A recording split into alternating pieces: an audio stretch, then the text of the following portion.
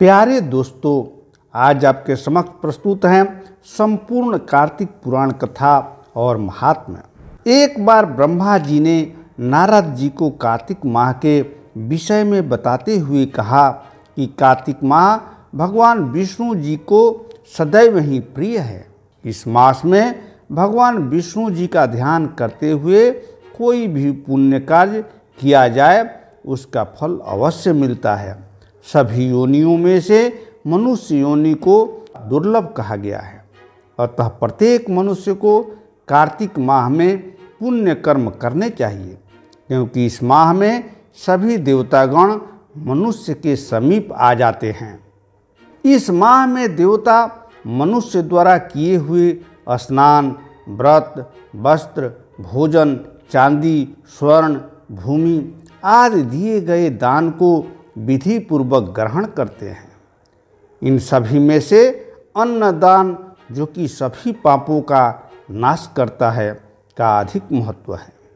कार्तिक मास में मनुष्य जिस किसी मनोकामना में दान अधिक करता है उसे वह अक्षय रूप से प्राप्त होता है। यदि कोई मनुष्य दान देने में असमर्थ हो तो उसे कार्तिक मास में प्रतिदिन भगवान के नामों का स्मरण करना चाहिए तथा गंगा जी में स्नान करते हुए कार्तिक माह की कथा पढ़नी व सुननी चाहिए। ऐसा करने से भी मनुष्य पुण्य का भागी बनता है। इस माह में भगवान को प्रसन्न करने के लिए किसी भी मंदिर में भजन कीर्तन करना चाहिए, स्वयं दीपदान करना चाहिए अथवा दूसरे के दीपक की रक्षा करनी चाहिए। भगवान का सारूप्य तथा मोक्ष पद प्राप्त करने के लिए तुलसी तथा आंवले के वृक्ष को भगवत स्वरूप मानकर उसका पूजन करना चाहिए।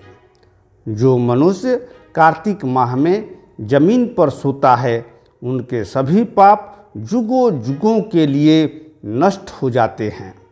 मनुष्य अरुणोदय काल में जागरण कर गंगा में स्नान करके करोड़ों जन्मों के कलमेशों को धो डालता है।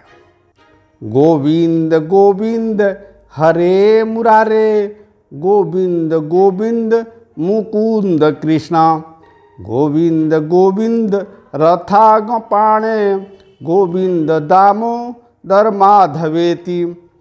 कार्तिक माह में प्रतिदिन इस प्रकार भगवान का कीर्तन करें। कार्तिक माह में गीता जी का पाठ करने से बड़ा कोई पुण्य नहीं है। 7 समुद्रों तक की पृथ्वी को दान करके जो फल प्राप्त होता है वही फल कार्तिक माह में स्नान व दान करने से प्राप्त होता है। कार्तिक माह में अन्नदान को सर्वश्रेष्ठ माना गया है, क्योंकि यह संसार अन्न के आधार पर ही जीवित रहता है। इस तरह ये कथा समाप्त हुई। फिर मिलेंगे एक नवीन कथा के साथ।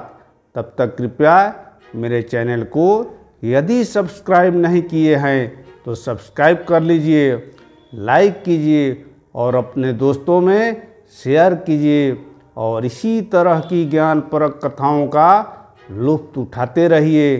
धन्यवाद।